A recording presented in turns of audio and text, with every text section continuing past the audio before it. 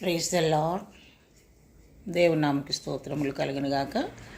దేని బిడ్డలారా, మనకు అనేకమైన శోధనలు, ఇరుకులు, శ్రమలు రాబోతున్న కాలంలో ఎన్నో దేవుని నమ్మిన బిడ్డలకు రాబోతున్నాయని దేవుని వాక్యం ద్వారా హెచ్చరింపబడుతున్నాము. అనేకుల బోధకుల ద్వారా కూడా, మరి దైవ సేవకుల ద్వారా మనము వింటున్నాం. దేవుని బిడ్డలారా, ఏది ఏమైనప్పటికీ ప్రతి ఒక్క శ్రమలో నుంచి దేవుడు మనల్ని విడిపించాలంటే మనం మెలకువగలిగి ప్రార్థనలో దేవుని యందు మనము నిలబడి ఉండాలి. నాకు కూడా అనేకమైన శోధనలు, ఇరుకులు, ఎన్నో భయంకరమైన ఆటుపోట్లు వచ్చాయి. కానీ అటువంటి సమయంలో మరి నేను ఎంతగానో దేవుని సన్నిధిలో మరి ప్రార్థన చేశాను. మరి పరిశుద్ధాత్మ దేవుడు నాకు మరి నడిపింపు ఇచ్చినప్పుడు ఆ నడిపింపు ద్వారా పాటలు కూడా కొన్ని రాశాను, పాడాను. అందులో ఒక చిన్న పల్లవి, ఒక పాట పాడి మీకు వినిపిస్తాను. చాలామంది కోరుతున్నారు పాటలు.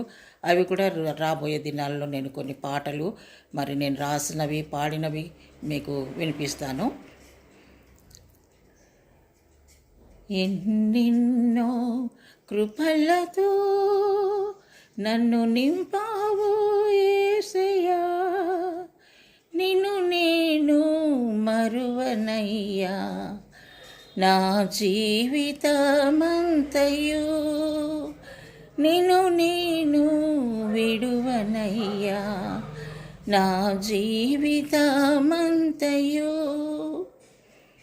కష్టాల కడలిలోనా, కన్నీటి మడుగులోనా, కష్టాల కడలిలోనా, కన్నీటి మడుగులోనా కడదీర్చినావ దేవా, నిన్ను మరువను నిరసము దేవా.